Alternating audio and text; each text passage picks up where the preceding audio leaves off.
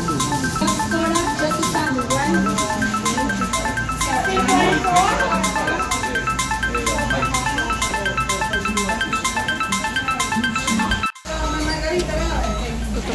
na ako. Hindi pa ako makain this morning. That's why we're here in McDonald's. Affordable. Although medyo mahal pa rin. Pero wala na akong choice. Ito yung isa sa mga mura nakita ko. Can I eat upstairs? I can help you. Here, Carla.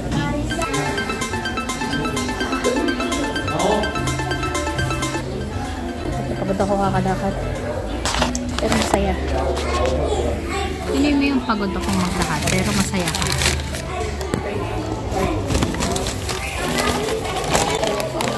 So, this is my order. Wala sila yung naka-tray. Pag umorder ka, naka-paper bag na siya agad. Hindi ko lang bakit walang tray dito. Siguro dahil para mas mabilis. And then, ayan yung number. Same lang din naman with Pinas. Pero ang difference na syempre mas mahal dito. Kasi hanggang triple yung presyo. Pero okay lang kasi minsan lang naman saka ako kasi hindi talaga ako pwede. Yung lagi na lang akong kakain ng mga fast food. Ganito lang kasi wala akong baon ngayon eh. Bread lang yung nabaon ko. I'm asking 4, 7 and 6 years. I mean, bathroom.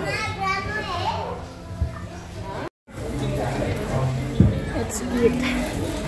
Got Coke.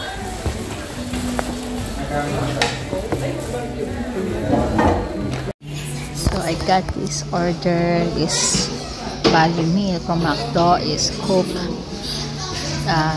Large agad siya or medium size. Wala sila small.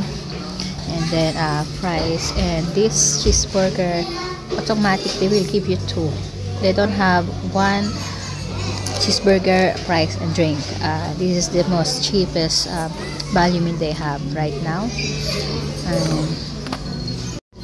I also didn't see any ketchup or sauce like in KFC. You have to buy the gravy. Mukbang tayo. Tignan natin kung masarap.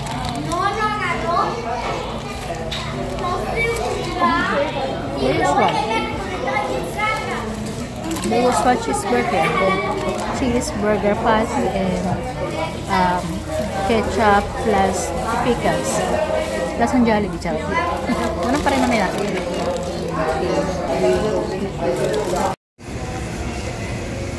We're here again in Port Authority bus terminal. Yung naglakad ako kanina from Times Square. I mean from McDonald's. Naglakad ako hanggang dito sa Times Square and then tumawid lang ako nung nakita ko na yung basta makita nyo lang yung pinaka-landmark ko kasi dito yung the New York Times. Kasi New York Times is in front mismo ng Port Authority. Ito yung pinasukan ko ngayong gabi, no? Diyan lang. Pasok kayo and then makikita nyo na agad to. Ayan. So, may mga signage dyan, bus to Newark Airport. Also, there's an information, pero hindi lahat sila nice. Kasi the last time I asked information, dito is parang inis pa si ate. You'll see the gate number, the destination, route, and time, and the career. All you have to do is just click the departures. Say we put just input the city, the Hoboken, and then the city will appear here. Just click it, and you'll see the time, route, destination, carrier, and the gate number. Gate number is very important because there's a lot of gates here na malilito ka kung hindi mo alam saan ka papasok. May ipit ka sa kanila. 455 Bohen Path, and you can use English or other language. Just let's see if like let's click this, and then when you click that part, you'll see the full details of your route. Let's say route 1 to the Bohen Path. Again, the departure gate carrier, and then there's a direction here. You can view the direction to gate. Just click it, and then you will see kung saan ka punta ka dito. Ito yung way niya, and you may send it to your phone or the yan, ito yung scan code. Ulit-ulit ko yung sa part na to kasi ayokong malito kayo kasi ako dati nalito ako, and Actually, meron pa akong mga ilang minutes before my time or before the arrival of the bus, pero medyo nalito ako kasi syempre first time ko nun eh. Iba kasi yung from doon pupunta ka dito, yung cash mo is $6. You can input that in the machine just beside the driver, but here is different. You cannot meet the driver right away, so all you have to do is just buy a ticket. But before you buy a ticket, you have to check those details where you can ask later on dun sa mismong ticketing man or sa ticketing office. And hindi nice yung medyo hindi masyadong maganda experience ko last time kasi binabalibag nila yung akin so, makikita nyo ngayon. So papakita ko sa inyo kung saan kayo pupunta. Alright, ayun, na-interrupt tayo ng konti kasi may nagit tayong mga Pilipino dito na naghahanap ng dito ng ruta. So na-interview portion ako.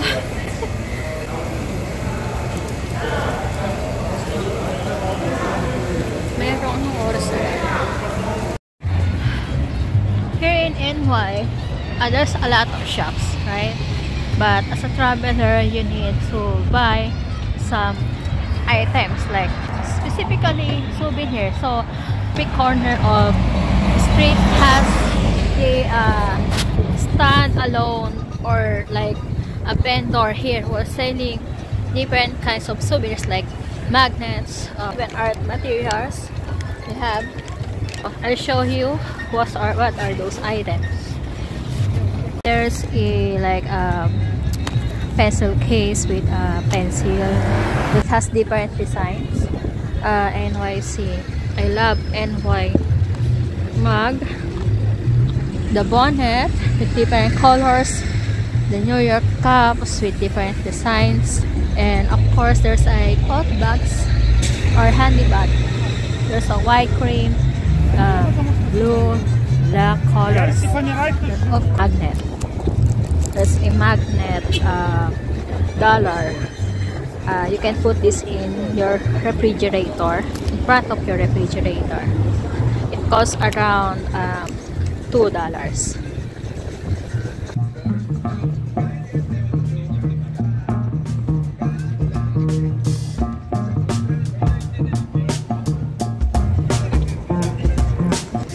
Ito, ang ganda ng cup. Nakikita ako dito na cup. Ito, parang gusto ko siyang bilhin. Yung cup is $5.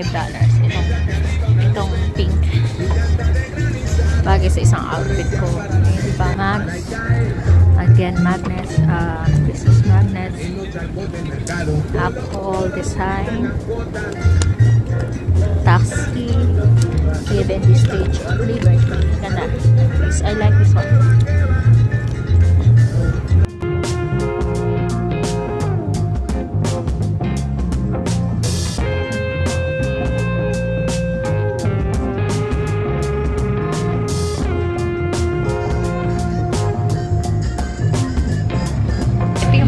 Keychain nila, ito yung mga cups, no? Ang mga hats is $5. I think even yung mga bonnet. And if you want na medyo mas mura-mura ito, meron dito ang $1 na magnet lang. Ito si kuya nagbebenta ng mga bonnet. Alam mo, bilib ako sa mga ganyan tao kasi ano hindi sila nagda-drugs or nag-addict. They sell just to earn money. So respect sa kanila.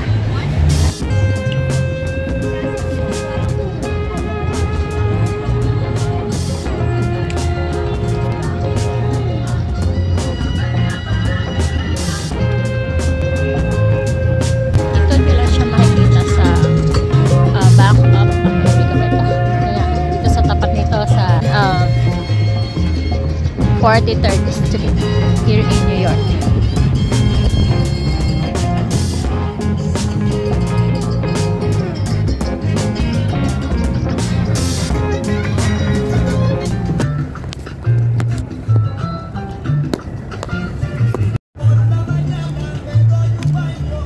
So, kaya naman ang dami kong kinuha ang content dito bumili na rin ako. So, ang ganda nito.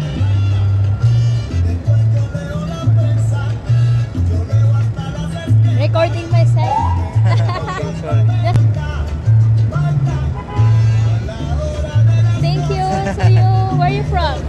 am from Colombia. Ah, Colombia. So I just took some videos and photos, so they will see. They will find you here in 43rd. You always here, or you go different place? Here only. Yeah. I will come back and I will buy me the mug and the magnet. Thank you. So bye. Have a nice day. Have a nice day. Happy New Year. Diba? Bayat. Aga-ano daw siya, Colombia. Si Kuya na isa susunod, bila ko siya medyo, isip pa ako anong design eh.